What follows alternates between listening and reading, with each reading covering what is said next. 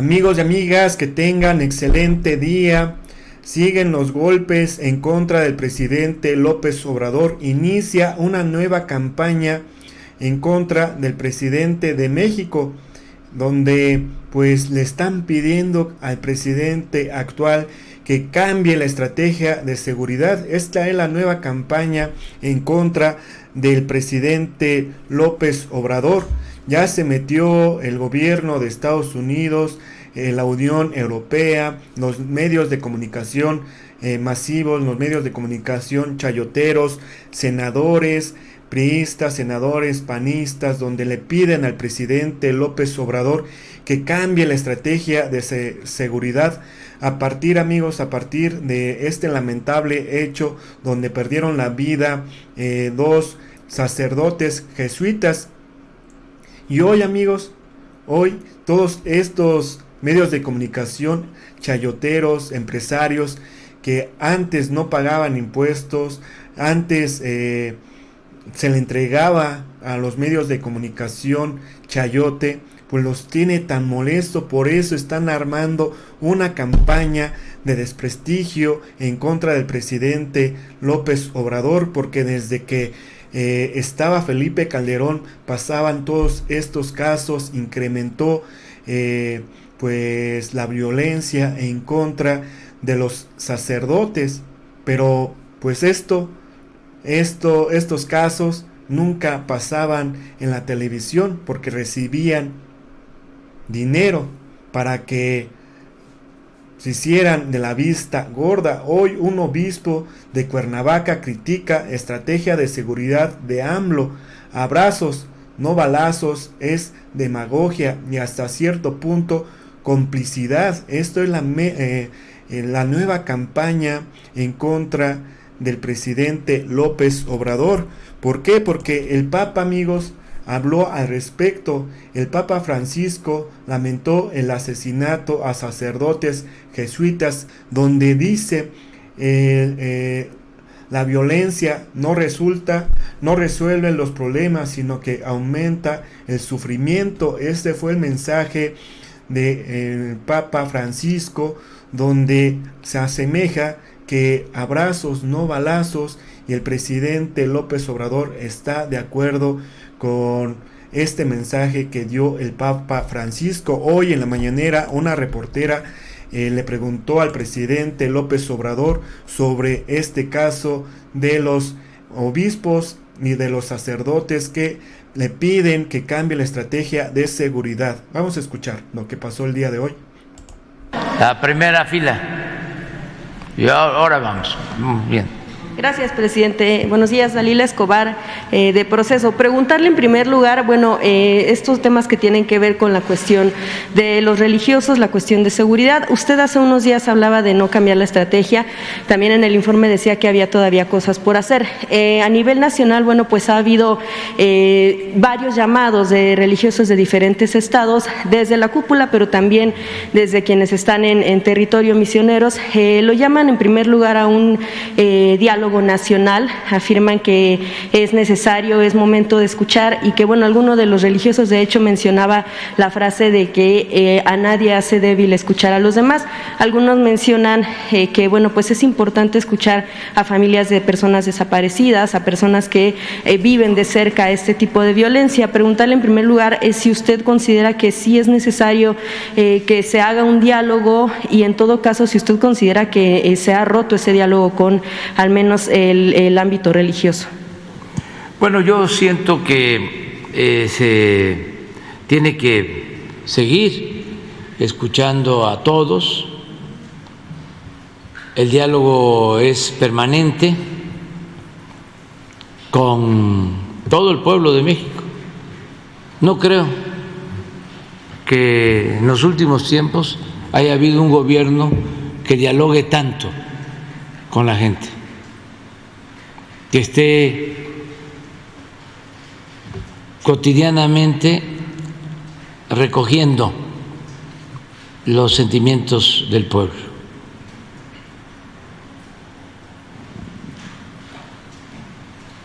Solo que recuerde el general Cárdenas,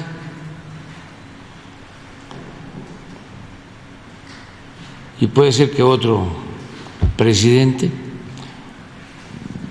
o gobierno, pero nosotros constantemente estamos en comunicación y dialogando.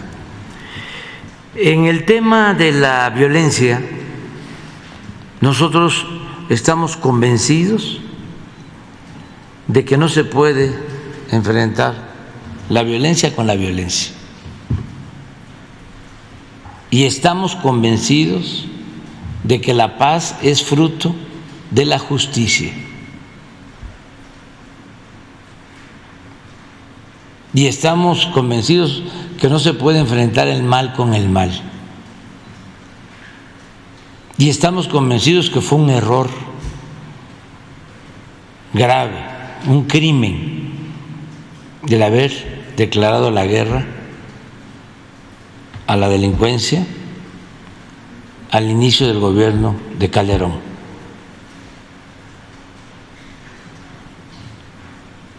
Y esto tiene que ver con nuestras convicciones.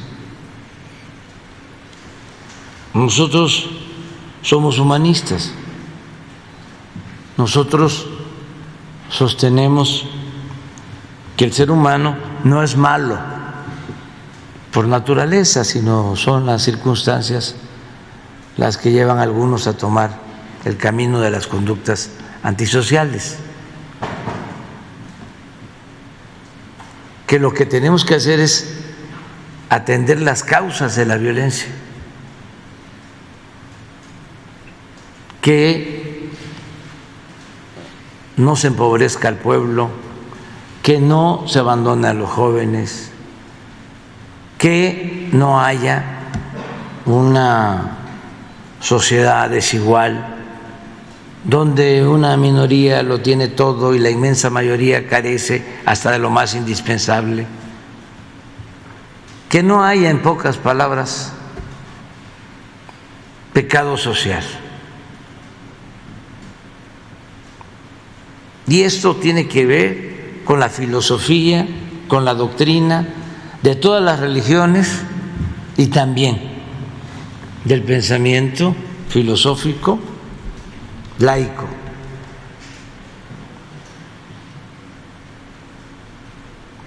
Se puede probar científicamente. Entonces, los adversarios nuestros, como no han podido imponerse, ahora están queriendo que nosotros entremos a una polémica con las iglesias. No, hablando de lo mismo, amor y paz. Justo dos. Nos identificamos muy bien con el Papa Francisco. Y también tenemos muy buenas relaciones con pastores, con ministros de otras iglesias. Pero ya estoy viendo la mano negra, ¿no?, de los conservadores que quieren ahora echarnos encima a las iglesias. No, que nadie se confunda. Si me piden que yo exprese cuál es mi dirigente social más admirado, al que respeto más por su entrega en favor de los desposeídos, es Jesús Cristo.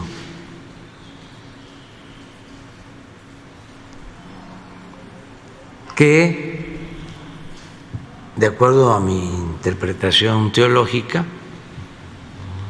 encabezó un movimiento en favor de los pobres. Y por eso los poderosos de su época lo seguían, lo espiaban, lo llamaban alborotador, agitador del pueblo, y lo crucificaron.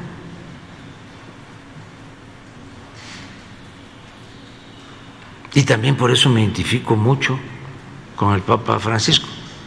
Les voy a poner algo que acaba de decir el Papa Francisco, porque todo esto pasa como de noche, ¿no? A ver si me consigues un fragmento de una entrevista que le hicieron en Argentina, ¿sí? O un periodista argentino. Cambios más logrados y cuánto es lo que falta. Las cosas que yo hice no me las inventé, ni las soñé después de una noche de indigestión, no. Recogí todo lo que los cardenales dijimos en las reuniones pre-conclave que tenía que hacer el próximo Papa. Todos éramos conscientes de que el próximo Papa estaba ahí, que no sabíamos quién iba a ser. Entonces dijimos las cosas que había que cambiar, los puntos que había que tocar. Lo que yo puse en marcha fue eso que se pidió. O sea, original mío no creo que haya habido nada, sino que es poner en marcha lo que se pidió entre todos. Por ejemplo, la parte de reforma de la curia terminó con la nueva Constitución Apostólica, Predicate Evangelium, ¿no? Que después de 9 años, 8 años y medio de trabajo y consulta, se logró poner lo que pidieron los cardenales, que ya se iba poniendo en práctica, pues los cambios se iban haciendo, ¿no es cierto? Y hoy día hay una experiencia desde el tipo de vista misionero, es decir, Predicate Evangelium, es decir, sean misioneros, prediquen la palabra de Dios, o sea que lo esencial es salir.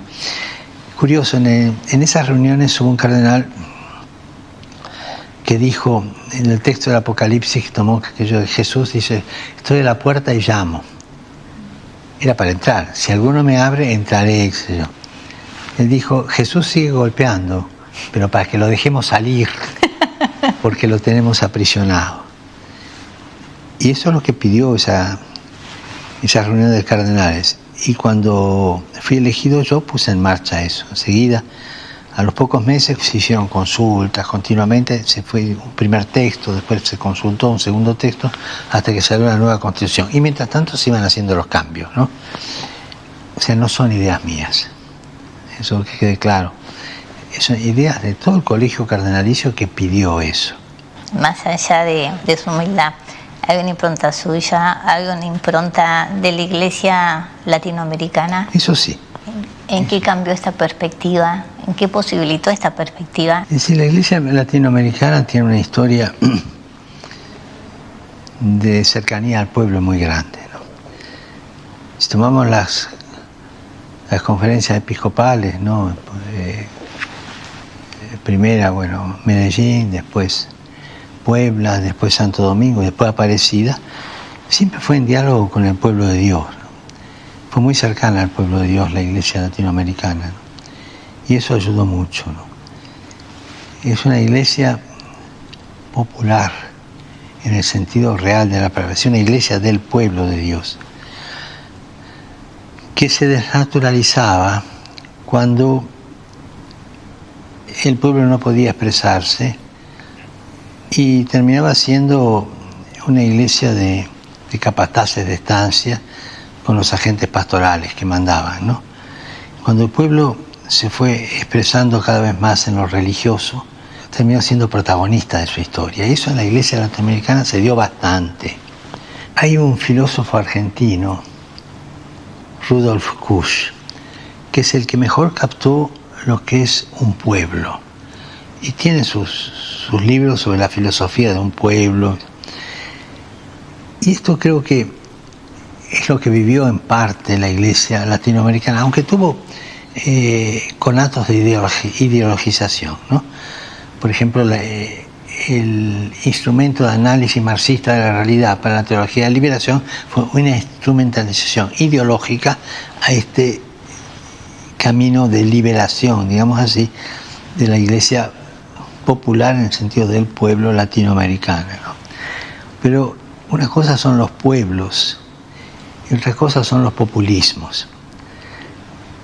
Acá en Europa continuamente lo tengo que expresar. Acá tiene una experiencia de populismo muy triste, ¿no? Hay un libro que salió ahora, Síndrome, en 1933, que muestra cómo se fue gestando el populismo de Hitler, ¿no? Entonces, a mí me gusta decir, no confundamos populismo con popularismo. Popularismo es cuando el pueblo lleva adelante sus cosas y en diálogo y es soberano, ¿no es cierto?, la soberanía del pueblo. El populismo es una ideología que se mete a reagrupar el pueblo en una dirección, ¿no? Y acá cuando le hablas de fascismo, de nazismo, entiende lo que es un populismo en ese aspecto, ¿no? La Iglesia latinoamericana tuvo evidentemente y tiene aspectos de sujeción ideológica en algunos casos. Los ha habido y los seguirá habiendo porque esa es una limitación humana. Pero es una iglesia que pudo expresar y puede expresar cada vez mejor su piedad popular, por ejemplo, ¿no? Su religiosidad popular, su misma organización popular, ¿no?